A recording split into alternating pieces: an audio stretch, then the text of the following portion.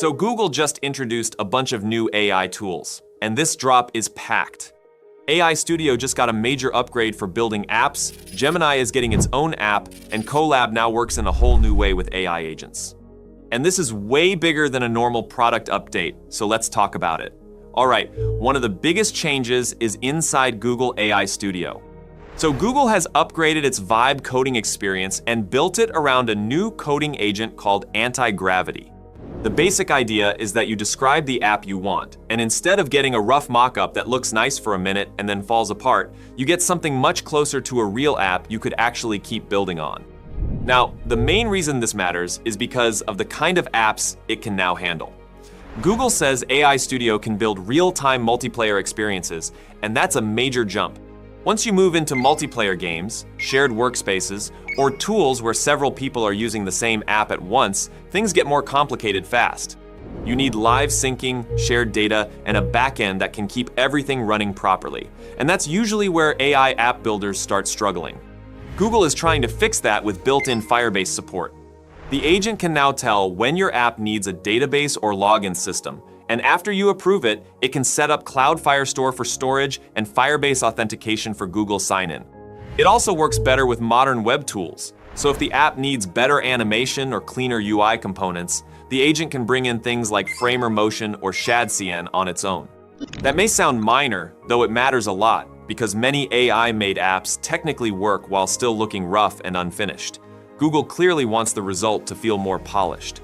Another useful upgrade is support for outside services using your own API keys. If the app needs to connect to payments, databases, or something like Google Maps, the agent can detect that and store the key in a built-in secrets manager. That's important because once AI starts building apps that talk to real services, security becomes a real issue very quickly. Google also improved the overall workflow. Your progress now carries across sessions and devices. So if you close the browser and come back later, your app is still there. The agent also keeps a better understanding of the whole project and the full chat history, which should make edits more accurate and stop it from losing track so easily. Framework support has expanded too. Along with React and Angular, Google AI Studio now supports Next.js out of the box. That matters because Next.js is one of the biggest frameworks for modern web apps, especially when people want something closer to production-ready structure. Google is also showing examples of what this can build. One of them is a retro-style, massive multiplayer first-person laser tag game made from a prompt, where players can tag real-life opponents or battle AI bots. It's obviously a flashy demo, but it does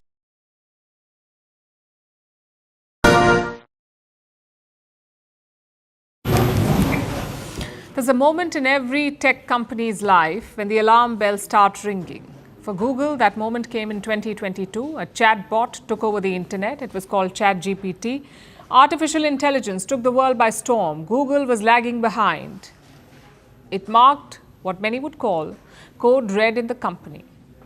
Fast forward to 3 years later, and the story has flipped. Today, Openai is the one hitting the panic button. The makers of ChatGPT, Openai. Their CEO, Sam Altman, has issued his own code red. So what has triggered this, and how did Google steal the march on Openai? That's what we'll discuss tonight. Openai, as you know, launched ChatGPT in 2022. It's been 3 years, 800 million weekly users now, and $500 billion in valuation. But here's the thing about being on top. You can feel the wind changing before others do. And that wind arrived in the form of Google's Gemini 3. That's Google's new AI model. It is powerful and advanced. It holds the top position on several benchmarks, so much so that even ChatGPT loyalists have shifted teams. I'll give you an example. Look at this post by Salesforce CEO Mark Benioff. He said he used ChatGPT for 3 years. He spent just 2 hours on Gemini 3, and now there's no going back. Inside Openai, this hit hard. Reports say Sam Altman sent out a code red memo. What does that mean? What's code red? It means all hands on deck, everything else can wait, fix ChatGPT right now. Here's what Sam Altman is asking his team to do. All new initiatives like ads, shopping and health agents will be delayed. All work on a personal assistant will also be halted. The focus will be completely on ChatGPT, on features like speed, reliability, personalization, and the ability to answer questions. The memo says there will be a daily call, especially with those improving the chatbot. Sam Altman is also encouraging team transfers, even if they're temporary. The idea is to improve app development. Because here's the thing about being number one. Being ahead in an AI race is not fun. It's a curse wrapped in glory. When you're the leader, every update is judged, every slowdown is punished, every new rival is compared to you, and everyone expects you to stay ahead. So OpenAI's biggest strength, its momentum, has suddenly become its liability. And let's be clear, OpenAI is massive. It's a big company, but it's not Google massive. OpenAI revenue this year was $20 billion. Even then, the company is not profitable, even with $20 billion, not even close. Do you know why? Because they spend too much. They've pledged to spend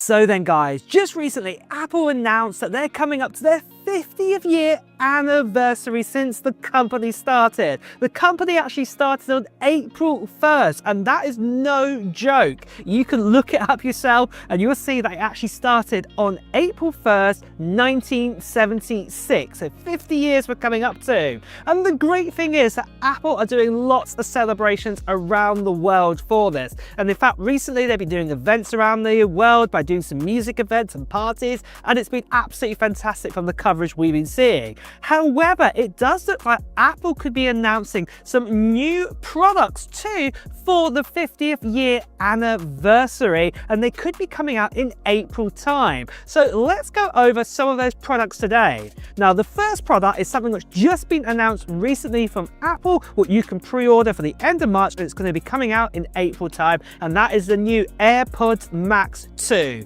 Finally, we got an update on the AirPods Max. Not just getting USB-C added, an actual new chip and things like this added to it. What's actually essentially happening is that we're getting the H2 chip added to the AirPods Max, because remember the original ones had the H1 chip, but with having this H2 chip you get better active noise cancellation, you get transparency modes, you also get loads of other bits and pieces too, with some Siri enablers as well. So it's really great that these are still coming out, and Apple have said they're going to be coming out in April time, and the price is still going to be retained at $549 US. But there are still loads of other products that Apple could announce at April time. Now, one of those products that we could also see is an update finally to the Apple TV. Now, with this one, I am going to be a little bit 50-50 if Apple are going to bring out a new Apple TV, at their anniversary time. The main reason is, from Apple's point of view, it's not really a big pillar product from their point of view. I know a lot of people out there, including myself, we are massive Apple TV fans, and we absolutely love the product. But the main thing is Apple might not do this, and one of the main reasons why they might not bring it out is that they could be waiting for the release of the new Apple Intelligence that they are working on right now. And that new Apple Intelligence officially probably will not come out until September time. We'll probably get the announcement of the new kind of Apple Intelligence coming out this summer at WWDC, but officially when it starts to roll out, it'll be around September time, before the time of the new iPhones come out and new Apple Watches. You get the idea what they traditionally do there. So it could be that the Apple TV could be pushed out to that time. But there again, the other thing they could do is actually release it now, ready for that big software upgrade later on this year. So yeah, that is a potential there. But if we do get a new Apple TV, don't expect a big full redesign. The main thing is it's probably going to change. It's going to be the chip